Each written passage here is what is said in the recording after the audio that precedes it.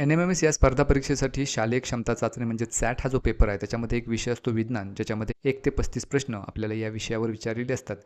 या विषयामध्ये 8वीच्या अभ्यासक्रमात वेगवेगळे घटक आहेत. त्या घटकांच्यावर आधारित असे प्रश्न असतात. आपण या सिरीजमध्ये घटकनिहाय त्या घटकावर विचारलेले प्रश्न या आधीच्या प्रश्नपत्रिकांमध्ये कशा पद्धतीचे होते ते पाहतोय, त्याचं ॲनालिसिस करतोय, त्याची उत्तर पाहतोय, जेणेकरून तुम्हाला कशा पद्धतीचे प्रश्न विचारले जाऊ शकतात या घटकावर याचा अंदाज येईल आणि त्याचा अभ्यास करण्यासाठी फायदा होईल. आजचा या सिरीजमधला आपला घटक आहे पेशी व पेशी अंगके.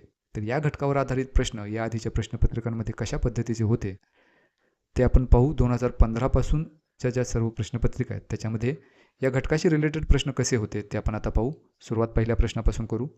हा पहिला प्रश्न, पेशीच्या सर्व कार्यांवर नियंत्रण ठेवणारा घटक कोणता? मायटोकॉन्ड्रिया, केंद्रक, रिक्तिका की पेशीभित्तिका? तर याचं उत्तर आहे पर्याय क्रमांक 2. केंद्रक हा पेशीच्या सर्व कार्यांवर नियंत्रण ठेवत असतो. ह्याच्यामधले मग इतर घटक त्यांचं कार्य काय? मायटोकॉन्ड्रिया यांचं काम आहे ऊर्जा तयार करणं. पेशीच्या जीवनकार्यासाठी जी काही ऊर्जा लागते ती निर्माण करण्याचं काम मायटोकॉन्ड्रिया करतात. रिक्तिका टाकाऊ पदार्थ बाहेर टाकण्यासाठी काम करतात.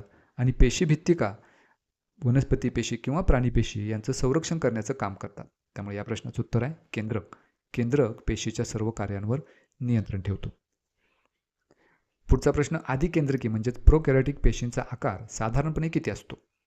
5 ते 100 मायक्रोमीटर, 1 ते 10 मायक्रोमीटर, 5 ते 100 नॅनोमीटर की 1 ते 10 नॅनोमीटर? या प्रश्नाचं उत्तर पर्याय क्रमांक 2, 1 ते 10 मायक्रोमीटर इतका आकार साधारणपणे आदिकेंद्रकी पेशीचा असतो.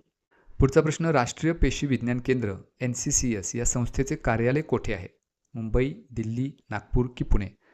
या प्रश्नाचं उत्तर पर्याय क्रमांक 4, पुण्यामध्ये NCCS या संस्थेचे कार्यालय आहे, ज्याचा लॉंग फॉर्म आहे national centre for cell sciences. थोडक्यात त्याचा शॉर्ट फॉर्म आहे N for national, C for centre, परत C for cell, S for science. तर त्याचं मुख्यालय पुणे येथे आहे. आणि ही जी संस्था आहे ती पेशी विज्ञानातील संशोधनासाठी काम करते.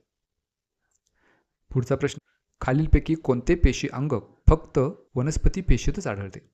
गॉल्गी-पिंड, हरितलवक, तंतुकणिका की रिक्तिका? या प्रश्नाचं उत्तर पर्याय क्रमांक 2, हरितलवक हे फक्त वनस्पती पेशीमध्येच आढळतात. कारण वनस्पती पेशीच फक्त अन्ननिर्मितीच्या कार्यामध्ये सहभागी असतात, तर त्याच्यासाठी हरितलवकाचा उपयोग होतो. उरलेले जे घटक आहेत ते प्राणी आणि वनस्पती दोन्ही पेशींच्यामध्ये असतात, पण फक्त हरितलवक हे वनस्पती पेशीमध्येच असतं. पुढचा प्रश्न, पेशीवर हल्ला करणाऱ्या जीवाणू व विषाणूंचा नाश करणारे अंग कोणते?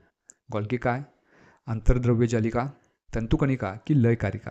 या प्रश्नाचं उत्तर पर्याय क्रमांक 4, लयकारिका. म्हणजेच त्याला लायसोझोम्स असंही म्हणतात, जे पेशीत शिरणाऱ्या बाह्य जीवाणूंचा किंवा विषाणूंचा नाश करतात. आणि या लयकारिकांचाच आणखी एक गुणधर्म, यांना आत्मघाती पिशव्या किंवा सुसाईड बॅग्स असंही म्हणतात. कारण ती पेशी ज्यावेळेला जुनी होते किंवा खराब होते त्यावेळेला त्या स्वतःच फुटतात आणि स्वतःच्या पेशीचे पचन करतात. त्यामुळे त्यांचा तो एक गुणधर्म आहे लयकारिकांचा किंवा लायसोझोमचा. पुढचा प्रश्न, कवकांची म्हणजेच फंजाय यांची पेशीभित्तिका कोणत्या पदार्थापासून बनलेली असते? सेल्युलोज, पेक्टिन, टायलिन की कायटिन? या प्रश्नाचं उत्तर पर्याय क्रमांक 4, कायटिन. या अत्यंत जटिल शर्करेपासून कवकांची पेशीभित्तिका बनलेली असते. पुढचा प्रश्न, तंतुकणिका म्हणजेच मायटोकॉन्ड्रिया पेशीमध्ये कोणते कार्य करतात? प्रथिन संश्लेषण, प्रकाश संश्लेषण, ATP म्हणजेच ऊर्जा निर्मिती की पेशी विभाजन? या प्रश्नाचं उत्तर पर्याय क्रमांक 3, ऊर्जा निर्मितीचं मुख्य काम मायटोकॉन्ड्रियांचं असतं. जी ऊर्जा ATP मॉलिक्युल्सच्या फॉर्ममध्ये तयार होते. तर ATP याचा लॉंग फॉर्म आहे ॲडिनोसिन ट्रायफॉस्फेट. तर या फॉर्ममध्ये एनर्जी तयार करण्याचं काम मायटोकॉन्ड्रिया करतात. किंवा त्यालाच जोडून आणखी एक आपल्याला गुणधर्म असा लक्षात ठेवता येईल की या मायटोकॉन्ड्रियांनाच काय म्हणतात, तर त्यांना powerhouses of the cell असंही म्हणतात. पेशीचे ऊर्जा केंद्र असं सुद्धा त्यांना नाव आहे. पुढचा प्रश्न, कॅमिलिओ गॉल्गी यांना 1906 मध्ये कशाच्या अभ्यासासाठी नोबेल प्राइज मिळाले? रक्तगट शोधण्यासाठी, पाश्चरी करण्यासाठी, पेशी सिद्धांतासाठी की चेतासंस्थेची रचना करण्यासाठी? या प्रश्नाचं उत्तर पर्याय क्रमांक 4, चेतासंस्थेची रचना या कार्यासाठी त्यांना 1906चं नोबेल पारितोषिक मिळालं.